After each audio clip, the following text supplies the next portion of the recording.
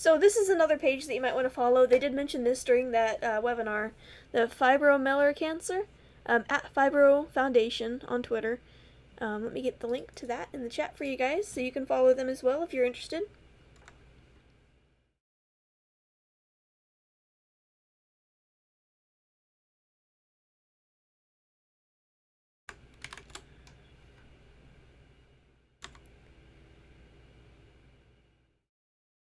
Okay. And let's go check out their website.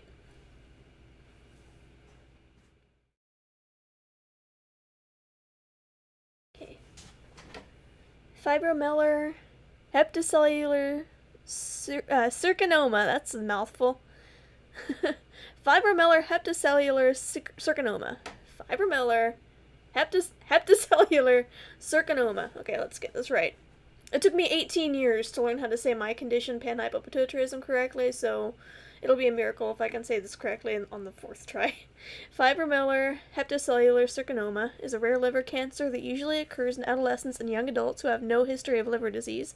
Patients typically present with symptoms which may include abdominal, shoulder, or back pain, loss of appetite, weight loss, jaundice, and occasionally a palpable mass. The typical treatment is surgical removal of the tumor. When the tumor cannot be removed surgically or when there is a distant spread, other therapies may be used to slow down the spread of the disease. There is no standard regimen, so non-surgical therapy varies from patient to patient. That has to be so hard if you have this condition and you don't know what your treatment's going to be. That uncertainty has to be really overwhelming. These therapies are not typically curative. It may shrink tumors for a period of time. There's a frequently asked questions page and some facts. Fibrolamellar strikes males and females alike. Risk factors for fibrolamellar remain unidentified. Fibrolamellar affects primarily adolescents and young adults, although cases as young as 2 and as old as 74 are known. Currently, there are no effective treatment options other than liver resection surgery, which can be curative before metastatic spread. Because the liver is the only organ which can regenerate itself. I actually didn't know that about the liver. Okay. Fun facts we're learning today. It wasn't even cancer related. Removal of diseased portions of the liver do not leave the patient with compromised liver function due to decreased liver size. Liver function typically returns to normal within 2 to 3 weeks, and liver size within 3 to 6 months. Wow, that's fascinating. Here's some notifications in chat. Let me check out here.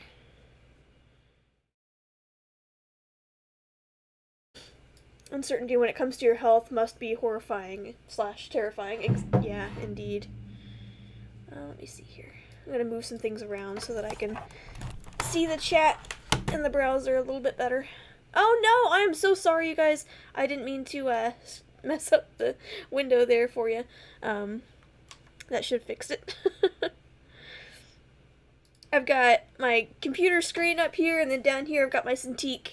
And I'm trying to bounce between both of these, and finding the right kind of setup is a little wonky. I think I've got it now, though. We're good. Okay. Which is why we need to invest in medical research and ensure healthcare is a right, so people don't have to worry about such things much anymore. Agreed. Thank you. Yes. Yep. Both of those things, 100%. Now clap. Was it too loud? I'm sorry if it was, but I had to emphasize how much I agreed with you there. Okay. So, the fibrolamellar variant for hepatocellular carcinoma differs from the classical form of hepatocellular carcinoma in several important aspects, including most patients with fibrolamellar do not have the underlying cirrhosis of the liver. Okay. Hepatitis B infection is very uncommon in patients with fibrolamellar. Serum levels of alpha fetoprotein, are usually not elevated in patients with fibrolamellar. Okay. So that's where it's different. Initial diagnosis generally comes from symptoms arising from advanced disease. There could be a link between... Okay. Wow. So basically what that last sentence said, at least this is what I'm gathering from it, I apologize if I'm getting the wrong message here, but it seems like you generally only get diagnosed with this form of cancer when it's already pretty far along, when it's already advanced so far that it's, you're deep into it. There could be a link between fibromellar and gynecomastia.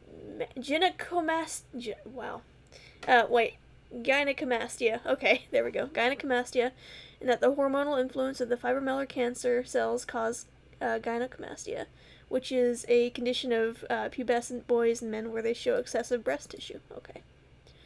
Fibromellar was first identified in the 1950s, and the disease was named after John Craig, MD, who was on the board of directors of the FCF and heads up the grant review committee. Okay. No, I just found it amusing. I'm glad that I could amuse you. Alright. Well, let's check this out. Faces of Fibromellar. The purpose of this section is to share the journeys of patients and families affected by fibromellar. These stories are written by patients and families in their own words. Click on each thumbnail photo for that patient's story. Some of these families are willing to speak directly with other patients and families, and there's contact information so that you can get in touch with them. I'm the sort of guy that puts claps between word to emphasize a point, right? I used to do it ironically as a joke, but now I just kind of do it. I do the same thing, like in like tweets or text messages, such as, earlier when you said, healthcare is a human right, agreed. I make use of, that emote is always, or emoji is always one of the, on the top of my list for commonly used, because I do that so often. So there's a list of current patients, patients in remission, and patients who sadly have passed. So we'll read a couple from each. Okay, so this is Elise, I think that's how you say her name. My name is Elise, and when I was 20 years old when I was diagnosed. I have to make this a bit bigger because my eyes are so bad. Okay. I have lived in St. Joseph, Michigan all my life. I have a single mom and an older brother. I graduated from high school in 2014. Excuse me, I'm sorry. And I'll be graduating Valparaiso University with my bachelor's degree in psychology in December of 2018. Congratulations! That's cool. I know a streamer that does it as a joke and say stuff like more women prison guards or... Oh, wow. Oh, I see what you're... I get what you're saying. Okay, I'm gonna continue to read their story. I've made it almost all the way through my junior year of college before I knew I had this terrible disease. It was Mother's Day weekend, May 2017. I was back from college for the weekend to celebrate my brother's graduation and Mother's Day. The pain began right after my brother's college graduation ceremony on Saturday. It started as what felt like a cramp, and then it grew in size and intensity. By dinner time, the pain felt like a knife stabbing in my right gut. My mom asked me if I wanted to go to the ER, but I assured her that I was fine and could deal with it. That is such an American thing to do. Because it is so expensive to go to an ER in our country that even though you have a serious issue like a stabbing pain in your side, we're kind of conditioned to just tough it out when it could be something very serious. This kind of thing happens all the time. After all, the next day was Mother's Day, and I had the whole day planned out for her. Aw. I laid in bed around 9 p.m. that night, and I couldn't lean forward to pull the sheets over me. My mom tucked me in and asked again if I wanted to go to the hospital. I told her I would consider going after lunch the next day, since most of my plans that day were in the morning. And that's just what I did. I made it through Mother's Day breakfast, gave my mom her presents, got us a group picture, then I explained to her that the pain was still stabbing and intensifying by the minute, so we left right for the hospital. After a number of hours in the emergency room, the doctor told me that I had a 13.5 centimeter mass in my liver. They were, and still are, stumped as to how I never had a single bit of pain until it reached this giant size. The doctor said that they weren't able to remove the tumor, which they thought to be adenoma, because they'd never operated on a liver tumor over 5 centimeters. About a week later, the University of Chicago hospital called and said they had a space for me on their surgical wing. After a very painful ride in an ambulance to Chicago, I got situated in a room, and my surgery was scheduled for May 22nd, 2017, with Dr. Bodzin, with the doctor. After surgery, he let us know that along with the 13.5 centimeter tumor, he also removed 10 really small tumors from the same spot in my liver. This meant removing the right lobe of my liver as well as my gallbladder. My scar ended up being a 5-inch midline with a 1 centimeter scar with my drainage tube, where my drainage tube was for the week of the hospital recovery. A day later, the pathology report came back on my tumor that the mass was not an adenoma, it was Fibrolamellar Hepatocellular Carcinoma. That month, we did a lot of research and ended up pressing my oncologist to give me scans every 3 months, indefinitely, to check for new growths. Going to try to go to lunch, but I'll leave this on. Oh, thanks, Bill. I really appreciate that. Enjoy your lunch. Hope to see you back later. I'll be here for a while. From the very beginning of diagnosis, I decided I would do everything I could to keep cancer out of my body. After my recovery from surgery, I traveled to Eden Valley Institute in Colorado, where they specialize in treating diagnoses historically. I learned how to eat plant-based vegan and stay away from the sugars that cancer feeds on. I didn't know cancer feeds on... Well, I guess I don't know a whole lot about cancers, so I'm learning some pretty interesting things here today. I also learned how hydrotherapy heat baths and how using an infrared dome over affected areas can aid the immune system and assist in making it so cancer cells doesn't have a chance to multiply and grow. Okay. I went back to my college at Valparaiso University for my senior year and to finish up my incomplete classes from junior year. Though I was assured by my oncologist that I could go to school and behave as if I had never had cancer before, my experience in Eden Valley and my research into holistic treatment taught and convinced me that I couldn't go back to college drinking and eating fatty and sugary foods. I read that refined sugars energizes cancer cells, so drinking alcohol was not going to be in my near future. I need to take my health and immune system very seriously if I want to keep from having recurrences. I stopped drinking, don't eat fast food or processed foods, and went vegan. I also kept myself away from dangerous, germy, and smoky places near campus. I really wanted to do everything I could. And though it sounds like I made it so I couldn't live a normal, fun college life, that's completely not true. I had friends over, I went on dates, and I allowed myself to cheat meal days where I could get my friends together to make homemade pizza or a seafood dish to celebrate my clean scans. But for the most part, I did everything I learned would help. I went a full year before my oncologist found recurrence inside of me. At a regular scan in June 2018, my MRI showed a golf ball-sized growth in a lymph node near my right kidney and pancreas. My oncologist added that in hindsight he could see a nickel-sized mass in my March scans, so my body probably only went 7 months before growing a tumor. We scheduled the surgery for June 27th and spent a lot of time on the phone with my surgeon, that these factors put me at high risk for complications. My surgery... Wow, excuse my voice there for a second. Am I going through puberty finally? Holy crap. Okay. These stories are scary. I mean... Yeah, definitely. But they happen. So I think it's important to learn as much as we can about them and what it's like so that we can really sympathize with the patients that are going through this. And, awareness will lead to better research. So this is very important for sure. But yeah, you're right. This is scary stuff. Okay. My surgery went better than expected. There were no complications and the lymph node had a clean removal. I was in the hospital for a couple of days, recovering with my mom by my side day and night, and my dad visiting every day. The day I was leaving the hospital, my oncologist and primary surgeon let me know that they are both leaving the University of Chicago hospital to pursue their careers at different hospitals. I'm gonna say it again. Invest in medical research. Yes, thank you. And if anybody's watching and would like to invest in medical research, you can do so by supporting the National Organization for Rare Disorders. And there's the link to their donation page. I understand if you can't, but if you can, there it is. You have access to it. The plug. Thank you for bringing it up because it is very important. I transferred to Rush Hospital in Chicago, and so far I really enjoy it. Dr. Paul Kent is my oncologist, and he's really personable and knowledgeable. That's great. Having a specialist in your corner that really knows what they're doing is a game changer. I don't have a rare form of cancer, but I do have a rare condition.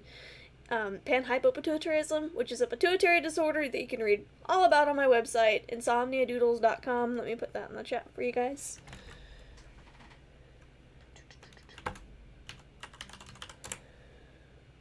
Yeah, it's the very last link on that little plug that just came through. But anyways, I was saying, just having a rare condition, it's so important to have a specialist that knows what they're talking about, because you're gonna come across like doctor after doctor that have never heard of your condition or have misinformation or don't know enough about it. I've dealt with that before myself, and it was not good for my health. So I'm glad that she's got a doctor that actually knows what he's doing. That's great. I got a port put in at the end of July, which has been a real pain. I'm currently following chemotherapy protocol where I have 5 FU on a fanny pack. I don't know what that is. Huh. And a constant drop every other week, 3 to 4 shots of 0.7 milligrams of interferon, once a month drip of Optivo. Right now I have no tumors inside of me. The treatment is to kill any microscopic cancers cells before they have a chance to grow into tumors. I'm going back to college in the fall to finish up my last semester of undergraduate BA at Valparaiso University. Last year, I got very involved with research in my department, as well as within my internship at the campus sexual assault office. The next semester, I am thrilled to continue my research with the department, as well as research with a highly esteemed retired professor. My dream is to continue schooling and get my doctorate degree in clinical psychology with a focus in neuropsychology. I know that the best years of my life are still ahead of me. I also know that the medical situation I have is going to cause obstacles down the line in the form of tumors, major surgeries, and chemotherapy. One of my main goals in life is to have a family of my own, and that is the thing that's keeping me going strong. That and my amazing, incredible, awesome mom. Well, thank you, Elise, for sharing your story. You've shared a lot of really helpful information and given us a great insight on what life is like with a condition, with a rare cancer such as yours, how that's really affected your day-to-day life and kind of threw you off track for a little bit, but I'm really glad that you've gotten back into it and are going back to school. That's awesome. I did read here where you're talking about, you had a port installed that, that gives you, I'm guessing a drip of some sort. Is it like a pump, like a diabetes pump? I know you're not here to answer questions. I am asking the void. I'm actually gonna look into it really quick and see if I can't find any information on a Fibrolamellar port. Let's see here. Real-time research.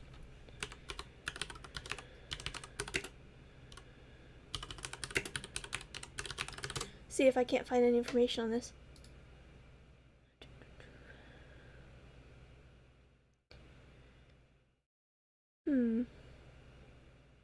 Yeah, I'm unfortunately not really seeing any hits there. But I mean, let me see if let's go take a look at YouTube, learn a little bit more about Fibrolamellar, and then I'll look into some more stories there.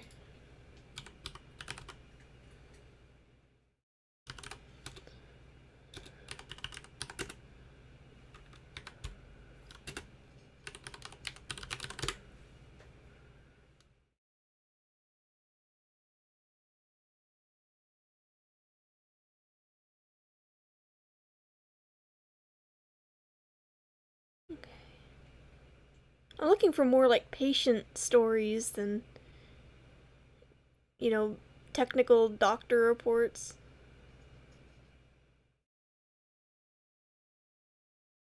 Let's check out this video real quick.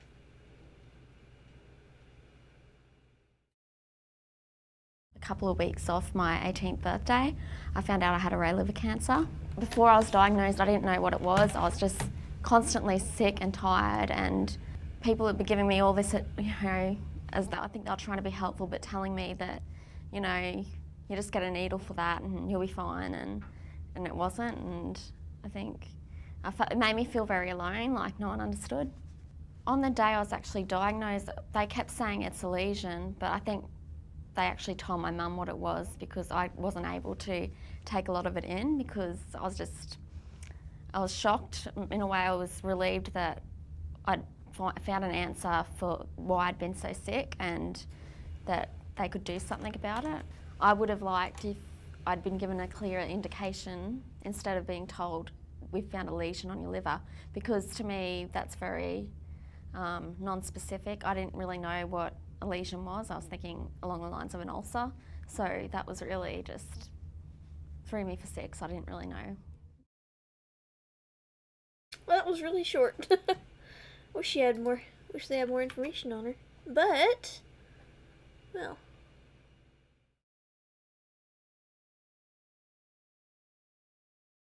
Let's read some more stories. So that was Elise. Let's read about Chris. This is a really short one, so I might read another one after this one in the same category. In January of 2014, I got hurt playing soccer. I immediately felt like something wasn't right, but was not insignificant pain. As I was driving home from the facility, I started to feel nauseated. I called in sick to work the next day, and since the pain was bearable, tried to sleep it off. The next day, the pain got worse throughout the day. That evening, I was unable to do anything but lie flat on the floor, so I woke my roommate up late at night to take me to the hospital. I had an x-ray done, then almost immediately a CT. The doctor told me after the CT, we don't deal with this, we're going to send you to Boston. After an ambulance ride to Brigham and Women's Hospital, I was admitted early on a Saturday morning. Other than what seemed to be an endless tests and blood work, I was given very little information about what was going on. Monday morning, I was visited by Dr. Thomas Clancy, who is one of the medical directors for BWH, and Dana-Farber for surgical oncology. He explained to me that I had a tumor on my liver that was most likely benign, but had a small chance of being cancer. He told me regardless of what it was, it needed to come out, and promptly scheduled me for resection surgery.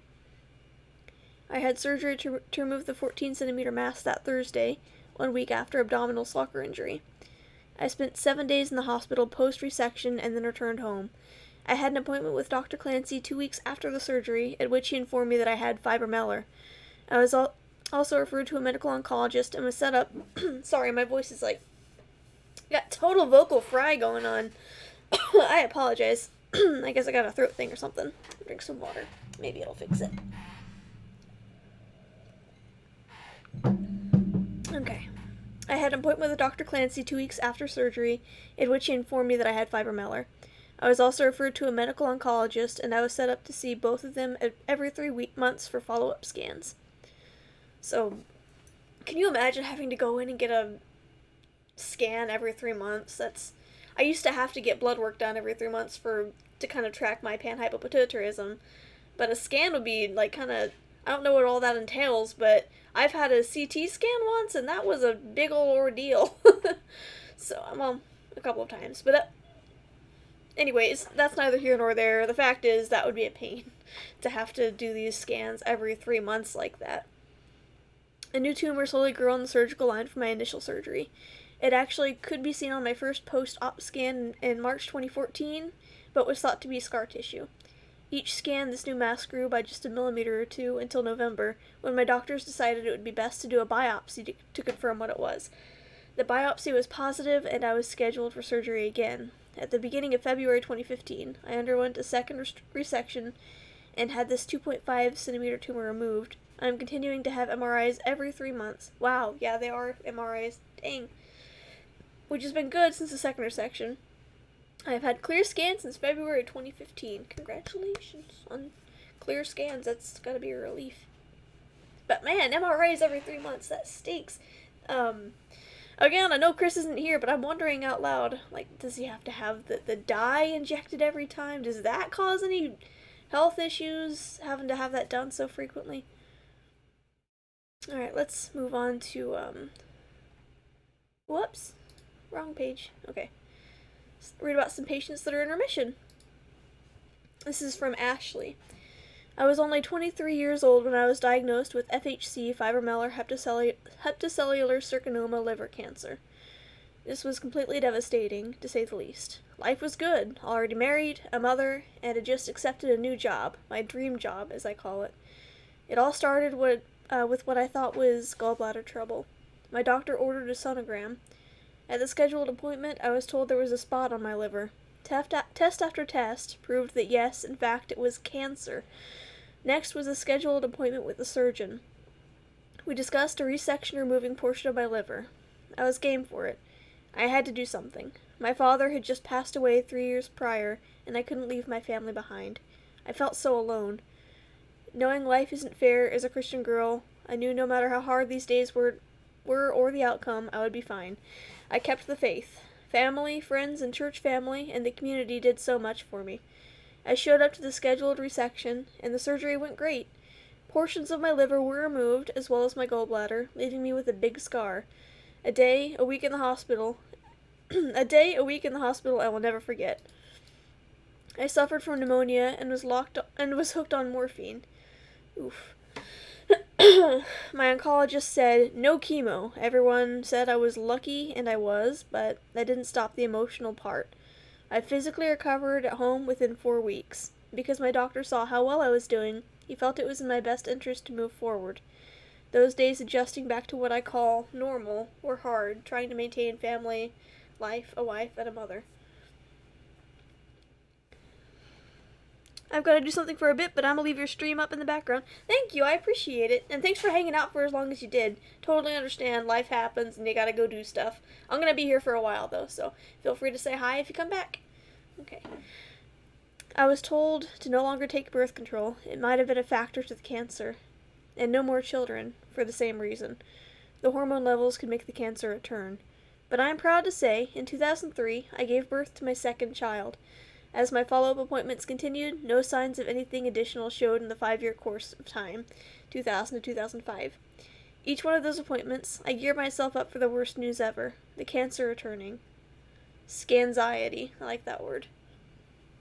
In 2005, my doctor told me that I was free, only to come back if I have symptoms. I was so happy, a relief to be free. At this point in my journey, it was hard to find the common ground. Living as a survivor, in a sense, is harder because you don't have these dreaded appointments to reassure yourself. I knew my story was a must-tell.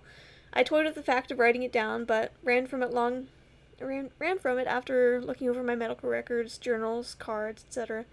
I realized how real it was, and how much emotional pain was still there. Within a year, I felt another tug on my heart to share my story. At this point, the writing really began, which is my time of healing. I'm happy to share my 10th year of cancer-free, and my book, Daddy's Briefcase, My Journey Through Liver Cancer, has been released. Oh, that's awesome. And you can buy that at Amazon, so let me get the link there for you. And I'll share that in the chat. Sorry I was gone. I had a phone call. Nope, it's no big deal, Jeremy. It's cool. Welcome back. I just shared this story from somebody named Ashley. She wrote a book about it. I just posted a link in the chat if anybody is interested in checking out her book. Could give you a really good insight into fibromellar, which is a rare form of cancer. Let's read another remission story. Age diagnosed, 31. Oh, this is Casey, by the way. Casey, age diagnosed, 31. Diagnosis, Fibrolamellar Hepatocellular Carcinoma. 9-centimeter tumor on liver, non-vascular, no lymph node involvement. Treatment, liver resection. Performed laparoscopically. Wow. I'm all kinds of big old words today. Oh, thank you, Jeremy. I trip over my tongue a lot when I'm reading those medical terms, but thanks. It took me some time to actually pronounce Fibrolamellar Hepatocellular Carcinoma correctly, if you weren't here for that part, but I think I got it. I'm probably still saying it wrong, but I'm saying it with confidence, and that's all that matters. Okay, let's read their story. I was diagnosed with FHC 1 week post the surgery in late May 2010. My story began when I was about 6 months pregnant and found a lump pushing out from under my rib cage. I really didn't think much of it and asked my doctor during my prenatal appointment, and he shrugged it off, saying the organs get pushed around during pregnancy and it was probably nothing. Fast forward 6 to 7 months, when my son was only 4 months old. I hadn't thought about the lump since I was pregnant, but by this time I had lost all the pregnancy weight and noticed the lump again. I went back to my doctor, and he told me that I'd be writing my own book on this because he had no idea what it was. That's a weird thing for a doctor to say, but alright. He ordered a series of scans and blood work. The radiologist determined that it was a benign tumor on my liver, probably an FNC, a benign tumor that is sometimes a rare side effect of taking oral contraceptives. I researched FNC as much as one can and found out that it can grow with hormones. I found some women who have had them removed since my husband and I wanted more children. And since my husband and I wanted more children, I wanted mine removed as well. Plus, the tumor was the size of my fist, and I could feel it in my abdomen. It creeped me out. My doctor had me see a GI specialist, the closest we have to a hepatologist in the entire state of Montana, and it was a horrible experience. He didn't even take 30 seconds to scan my chart before entering the room, and when I told him I wanted the tumor removed, he said he'd never heard of that being done before.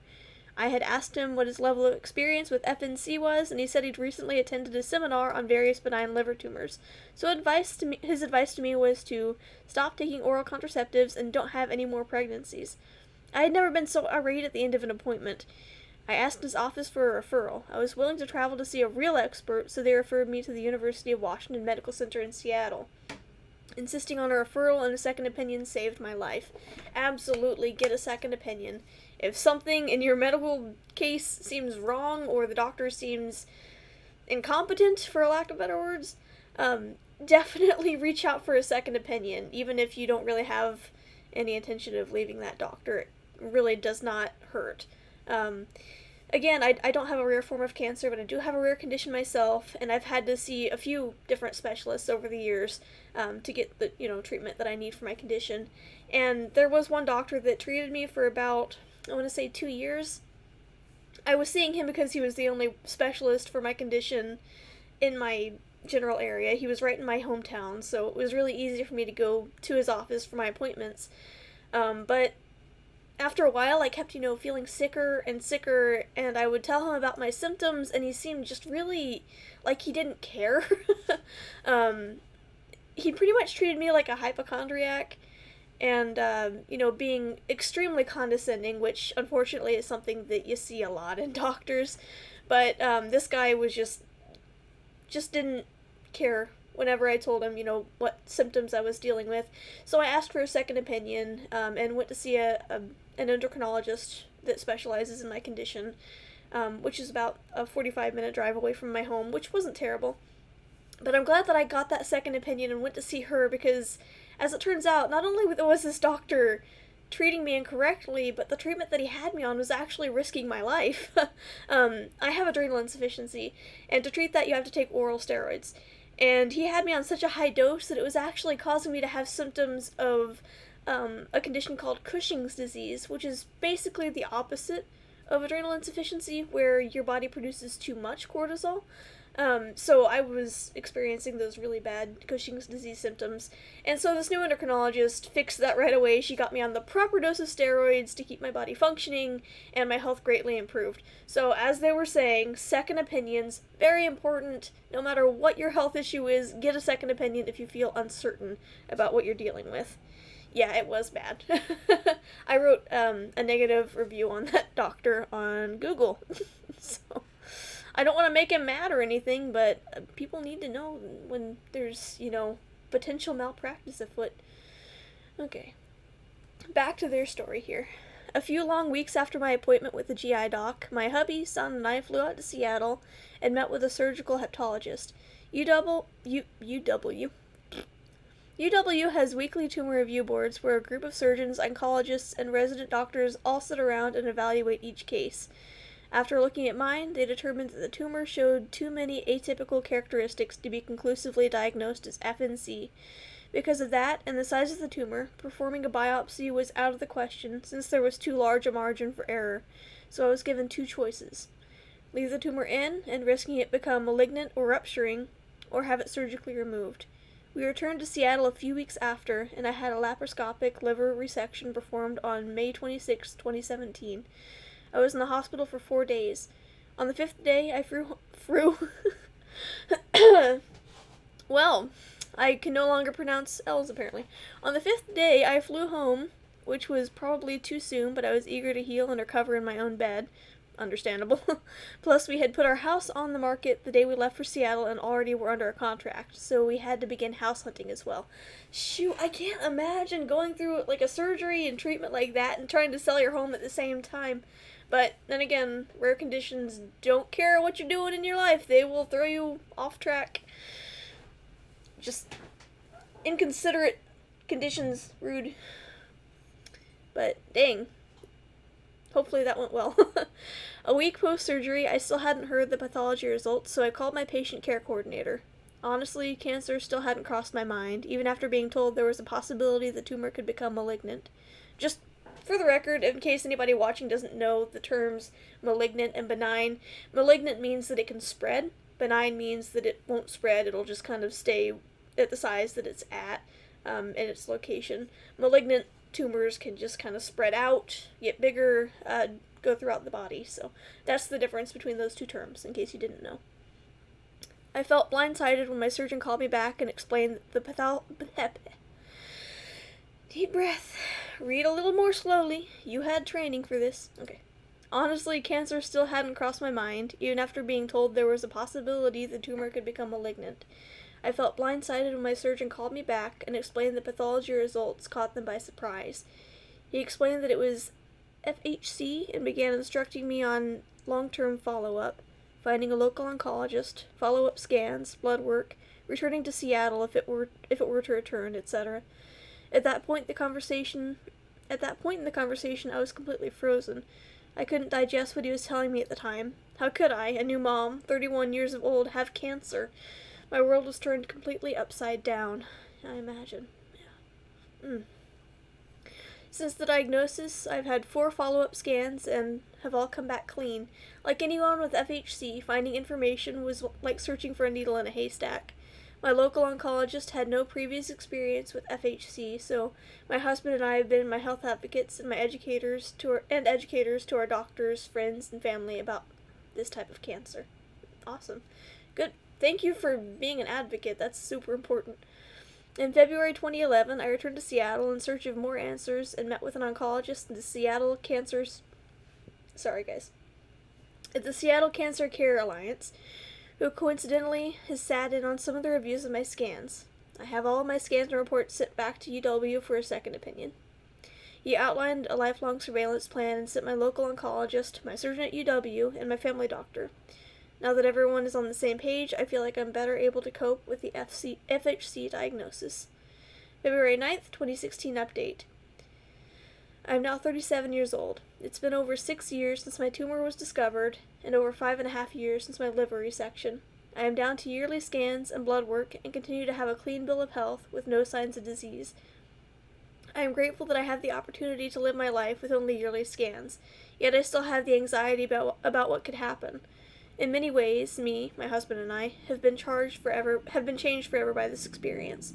Life's moments are fleeting, and since our fibro journey began, we have a much deeper appreciation for life and constantly try to balance living for the moment, living a healthy and purposeful life, while saving for our future, knowing that this disease, or another disease or tragedy, could happen. It's an approach to life that I think only those that have been closely touched by an experience like this will understand. Yeah. I haven't dealt with cancer myself, but from the perspective of somebody with a rare disorder that can really throw your life off balance, I totally understand that. Our family has grown since the journey began. We welcomed our daughter into the world in June 2013. At this point in my journey, I feel like I'm living a fairly normal life for a 37-year-old, balancing family, health, and work. I live for my family and the memories we're making. That's awesome. Thank you for sharing your story, Casey. That was great. I'm glad that you're in remission, and hopefully it never comes back again. Okay, so we've read some stories from current patients and from patients that are in remission. And, this is sad, but I feel like we should share some stories as well from patients that have passed because of this diagnosis. This is Amanda's story.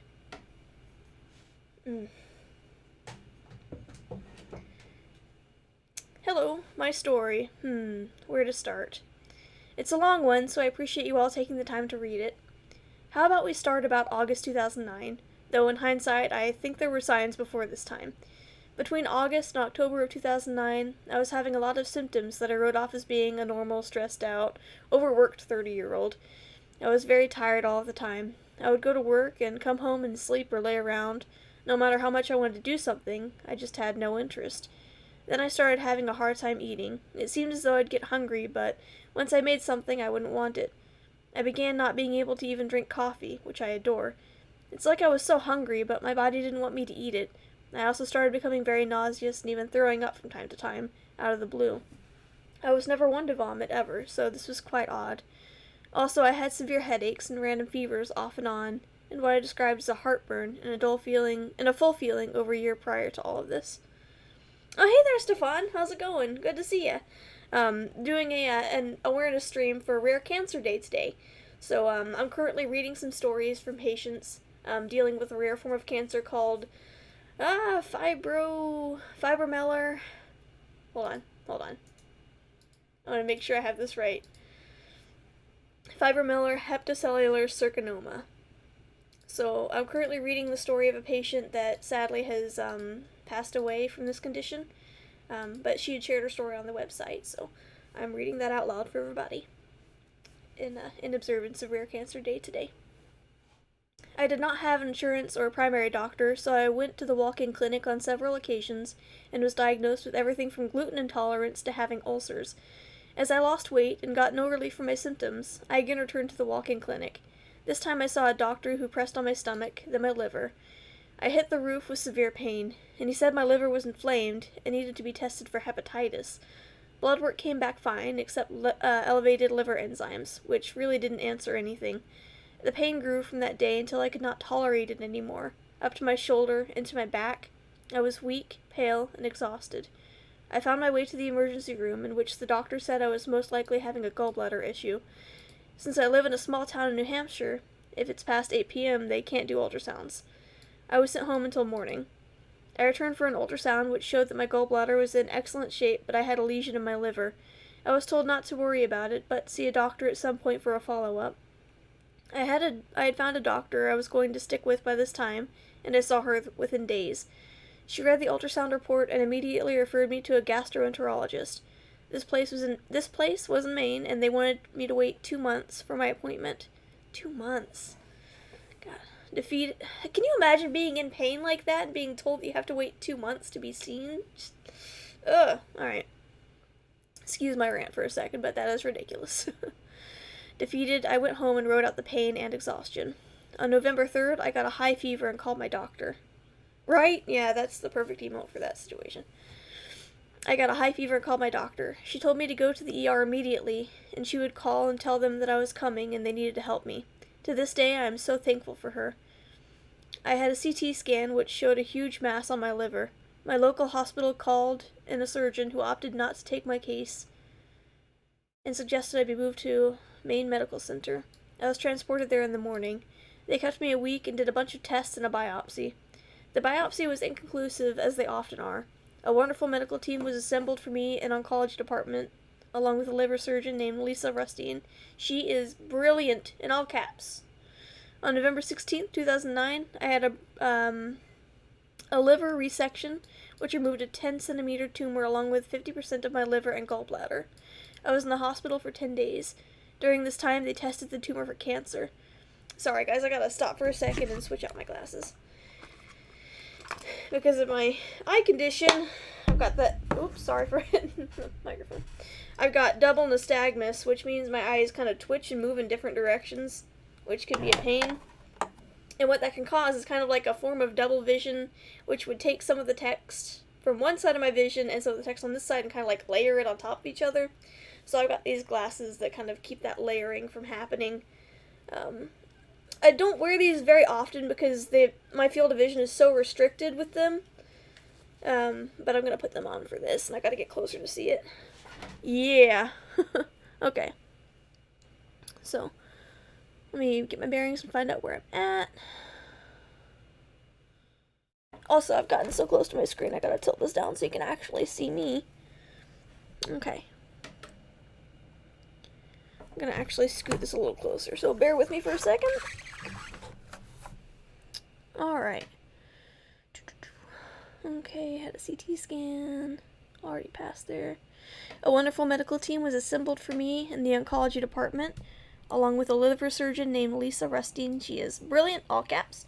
November 16, 2009. I had a liver resection which removed a 10-centimeter tumor along with 50% of my liver and gallbladder. I was in the hospital for 10 days. During this time, they tested the tumor for cancer. I was diagnosed with fibromellar on November 20th, 2009, at the age of 31. I went home to recover, which anyone who has had a resection knows is a long road. I was told there were no signs of metastasis, so I was set up to have a scan three months post-surgery. My first scan was good, but I needed a drain placed at the surgery site due to infected fluid that had collected. This was an unpleasant and painful process, but I was glad that the tumor had not returned. In June of 2010, during a scan, my doctor found a lesion on my upper left lung. Due to my history of cancer, I was assigned a wonderful lung surgeon named Seth Blank in Maine. I had a wedge resection in my lung, which they took out and tested for a lesion. It tested positive for FHC. It was devastating. I recovered well and went home. In October of 2010, they discovered the same thing on my lower right lung. Again, I had it removed. Then in January of 2011, they noticed a third tumor growing. Damn. I had a referral to Dana-Farber in Boston, Massachusetts. I saw a wonderful lady who agreed that the best option was to go for a third wedge resection. This was the second one for my left lung. The recovery was a bit harder, and I had just had surgery 9 weeks prior. Thankfully, my lung surgeries have been done with a scope. Since January 2011, I have had 2 CT scans, and they have come back clear. This is the first break I have had since 2009, and I'm very happy for it. Let me mention that since the initial surgery on my liver, it itself has remained tumor-free. I will continue to go every 3 months to Maine Center for Cancer Medicine and see my oncologist, have a CT scans and blood work. Due to the fact that my tumors thus far have grown singly and in isolated fashion, my team has recommended that I not have any treatments other than the surgeries at this time. Just close monitoring. I agree and have added into my life a much healthier diet, a therapist to help with the depression and anxiety that comes along with learning to live with cancer. I live in New Hampshire and share my life with my wonderful wife, Kelly. We have spent the last 9 years together, and she is my rock.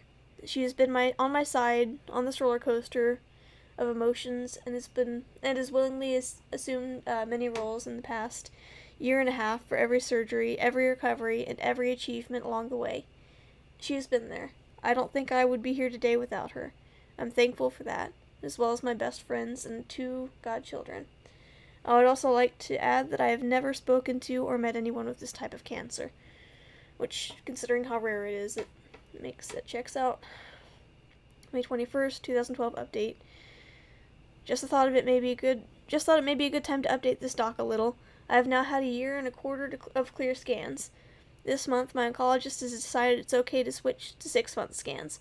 I'm still having problems with being tired, but otherwise feel well, so I'm cautiously optimistic. As of this weekend, I'm proud to say that I have now met and spoken with many other loving people touched by and fighting FHC. May 15th, 2013 update. Seems it has been almost a year since my last update.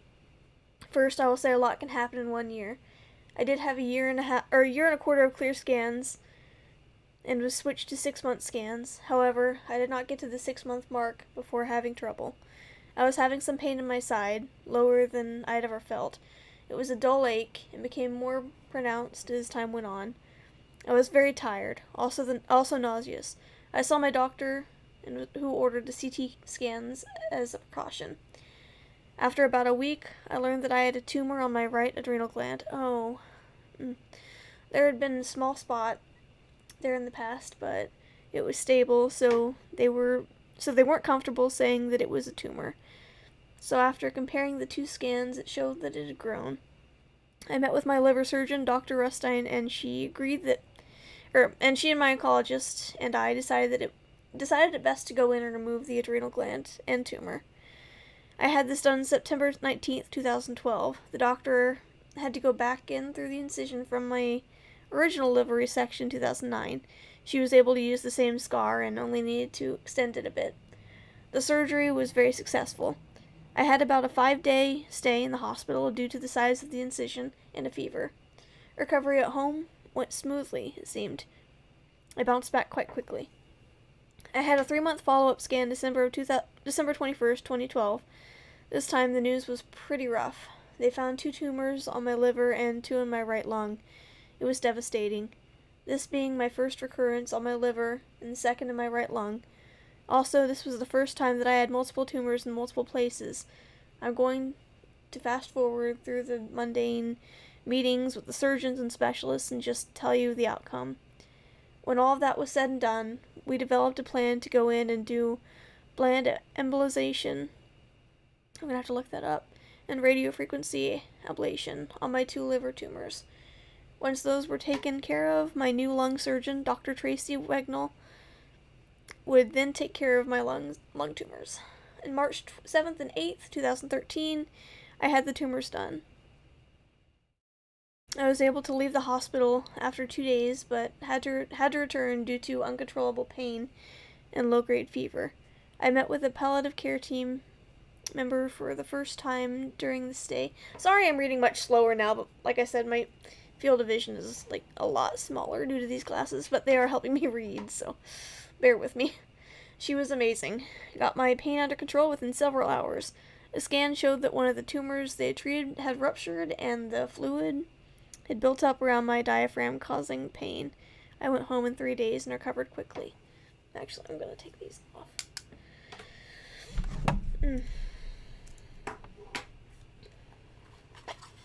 Man, she had been on a roller coaster.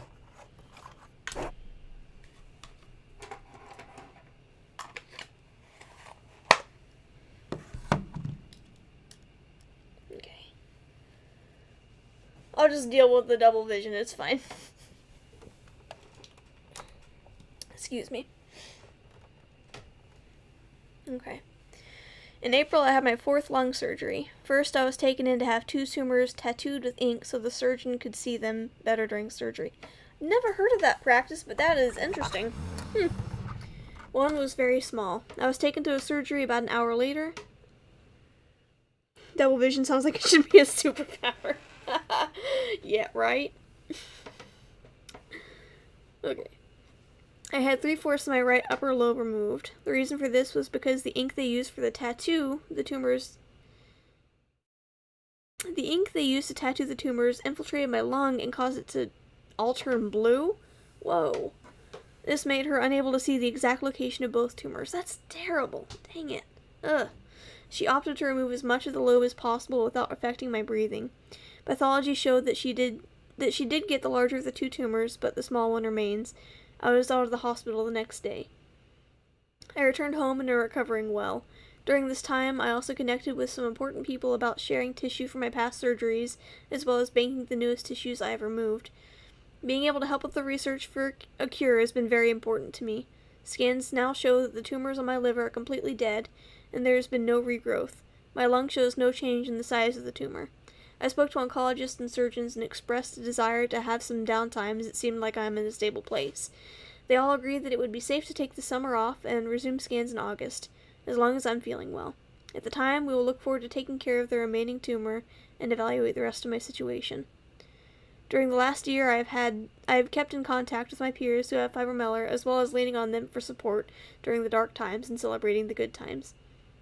As of now, I am looking forward to enjoying the summer, going on vacation with Kelly, and celebrating our 11th anniversary. I am also looking forward to rebuilding my strength and energy. And then, sadly, she passed away in 2015.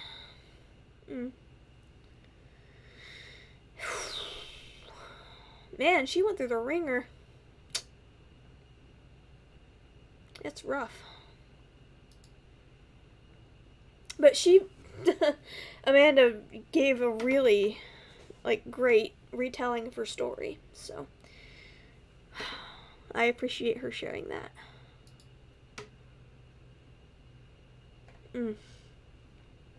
Okay, we'll read one more story, and then we'll move on to another form of rare cancer, so that we're not just focusing entirely on fibromellar, which is, definitely a rare cancer, but there are more to cover today, for sure.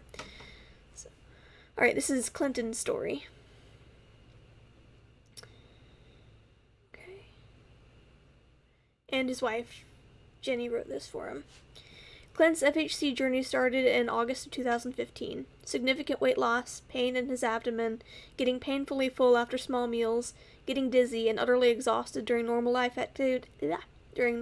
activities like grocery shopping. Overall, just not feeling great. Clint started seeing a doctor in September because things felt off. After a full month of several blood tests and being tossed back and forth between several different specialists, Clint's doctor finally decided that he needed an appointment with their GI specialist. As a standard procedure, they did an ultrasound of Clint's abdomen to review before his appointment. The next morning at 8 a.m., Clint got a call from his doctor's office asking him to immediately go to St. Luke's Hospital in Houston, Texas, because they found a spot on his liver. Naturally, we were alarmed by this, but we could never have imagined that we were heading into a journey that we were. They did a CT scan that afternoon and informed us that Clint had a 16-centimeter solid mass on his liver. We stayed overnight, and the next day they did a very painful biopsy of his mass. We had to wait 1 week for the official results, but Clint's doctor prepared us that it was likely cancer and referred us to an oncologist to move forward with. 1 week later, on Thursday, October 22nd, 2015, we got the official results that we were dreading. Clint was diagnosed with stage 4 Fibrolamellar Hepatocellular Carcinoma. We quickly rescheduled appointments with Dr. Kaseb's team at MD Cancer Center to guide us into the next direction. Less than 1 week later, around the beginning of November 2015, Clint was starting treatment, 5-FU and interferon, which another patient had said they were taking in the current patient stories. After dosage and schedule adjustments, he ended up doing 1 week on and 1 week off of treatment. His first scans in January showed shrinkage of about 20%, which was incredible. We were anticipating this to be our ticket to get him into and eligible for surgery, but were extremely disappointed when Dr. Kaseb's team told us that it was highly unlikely that Clint would ever become a candidate for surgery. Those words still ring in my ears like it was yesterday. We scheduled an appointment with Dr. Vadi, a surgeon at MD Anderson, the following week anyway, just to get his opinion, and he was pleased to tell us that yes, he felt confident that he could successfully remove Clint's tumor and the surrounding lymph nodes. He wanted to operate on Clint, and we scheduled the surgery immediately. Again, this is why second opinions are important. If there's one lesson that we learned from today, it is to seek second opinions when you're not feeling comfortable about your current medical situation. It can't hurt at all to get your second opinion. Okay. On February 25th, 2016, Clint had a liver resection, and they removed his left lobe and several surrounding infected lymph nodes. This surgery took about 5 hours, and Clint made a full recovery afterwards. Dr. Vothy was sure that he had resected all of the tumors and considered Clint cancer-free going forward. Clint's first post-surgery scans were in the middle of April 2016. They showed us 2 spots, one on his liver and one near his stomach. Dr. Vothy felt confident these 2 spots were scar tissue left from the surgery, but he wanted to watch them just to be sure.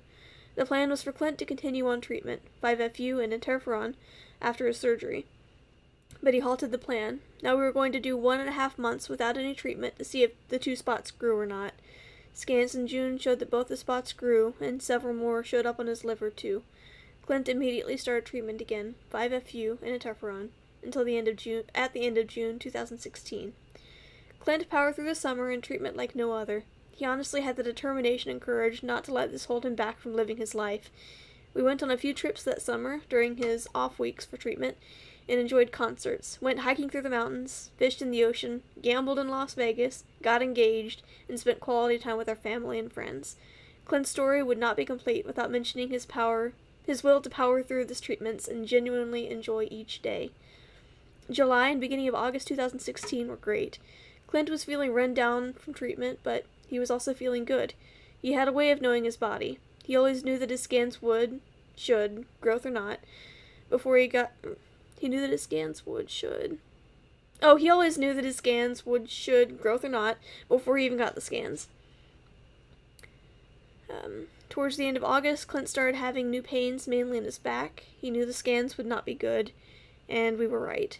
Scans at the beginning of September showed that the current treatment was no longer working, and the cancer had spread to his chest with several small nodes in both of his lungs. Time to regroup. We knew there was a phase 2 clinical trial being held at UT Southwestern in Dallas, Texas.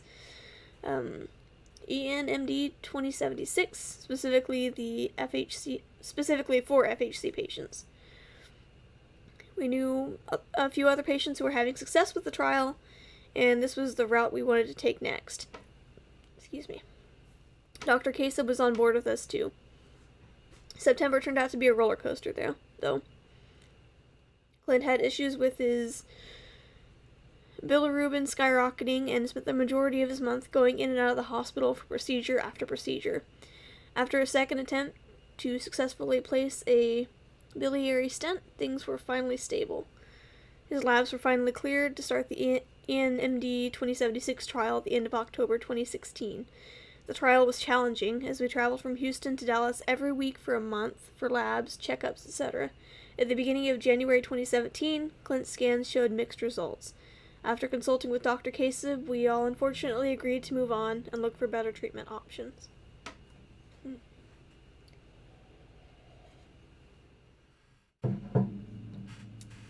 Clint started a new phase 1 clinical trial at MD Anderson in the middle of February 2017, MLN 0128, paired with Ziv aflibercept. I don't know what that is.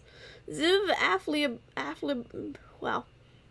Hold on, let's Google this. Let's see here. What is this?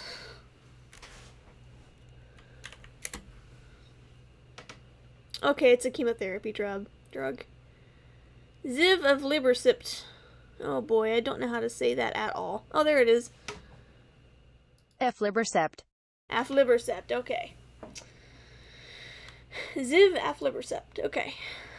That was hosted by National Center Institute. The trial had a rigorous schedule, but was otherwise manageable.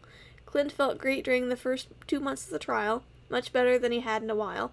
We were feeling good about the upcoming scans. In the middle of April, Clint flew home from his bachelor trip in Key West at 6 a.m. for scans in Houston at noon. As I said, very dedicated to living his life fully and on his own terms. His scan showed mixed results, and although there was some growth, the cancer had spread to his bones, there was also an 18% shrinkage. We were over the moon and hopeful by this response, and Dr. Kasib was too. The plan was to continue on the trial. However, one thing happened after another, causing them to hold Clint's treatment each week. Clint officially stopped the trial soon afterwards, as he'd only been able to take 2 doses over the past 5 weeks. It was time to look for new options. During this period, Clint had also started having fluid problems in his lungs, around his heart, and in his abdomen. He had 2 Plurks catheters placed on each of the lungs that we began draining daily at home. He also had a procedure in the middle of May to drain the fluid from around his heart. Clint started taking Nexivar, sorafenib, on June 1st, 2017, with the hopes to stabilize things so that his health could improve and he could qualify for a new clinical trial soon. That was our goal.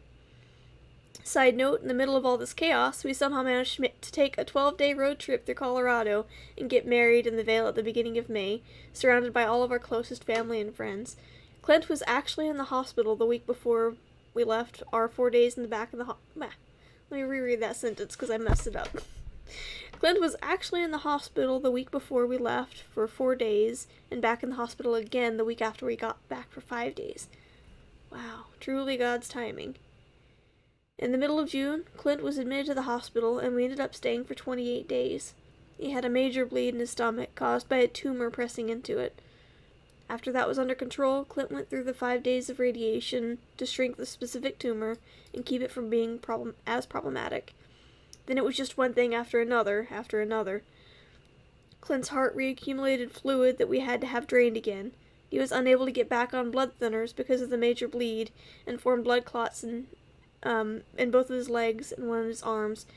He was unable to keep down any food, just a few of the main concerns. On July 5th, 2017, we got the most unexpected, devastating news. Because of all of the issues that Clint had going on, starting treatment again would be too hard on his body. We were told that Clint had a few months left, and we left the hospital with follow-up appointments at MD Anderson and home health care, still holding on to every ounce of hope that we had. 2 weeks later, we were back in the emergency center. We were told that Clint's kidneys and livers were beginning to fail. We set up things with the hospice care and pushed to get out of the hospital as soon as possible. We came home the morning of July 29th, where Clint spent quality time with his family, friends, and puppy. He was more aware and responsive than he had been in several days, talking and laughing and being himself those last few days. Clint was called home to be with God on Sunday night, July 30th, 2017.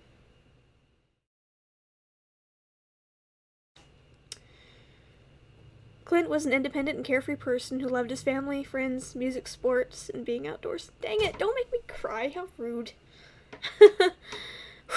Man, yeah. Again, stories like this are really, really hard to read, but so important to share what life is like dealing with a condition like this, for sure. Yeah. Okay, so Clint was an independent and carefree person who loved his family, friends, music, sports, and being outdoors, especially fishing. He was young, healthy, and active when diagnosed with FHC in 2015. One time shortly after his diagnosis, Clint's surgeon joked that he was the healthiest cancer patient that he had ever seen. After his diagnosis, Clint remained dedicated in his work as a safety engineer. Wow. Can you imagine? Damn, okay. His many hobbies and his will to fight his illness. He was a courageous fighter and maintained an uplifting, positive spirit even throughout his final months. Wow. And again, his wife is the one that wrote this. She said, I'll forever be grateful for the 21 months that God gave Clint to live bravely and love fiercely in the face of such adversity. I know he was just as grateful for that time, too. In honor of Clint, his family and I have chosen to remain a part of the FCF family to help spread awareness. That's awesome. Okay, well, I know that I'm calling people to donate to the National Organization for Rare Disorders today for the for Rare Cancer Day. But here's the link to FCF, the Fibro Foundation, for so that you can donate to further their cause, specifically get more research out there so that we can keep stories like this from breaking our hearts again in the future. Oh, man. But hey, you know what? I got a box of Kleenexes, so we're all good. Whew. I knew that it was going to be tough to read those in memoriam stories, but they needed to be shared. Wow. Damn. And a big thank you to Clint's wife for writing that. That had to be difficult. But you did an amazing job. Alright, let's look back at the Rare Cancer Day hashtag.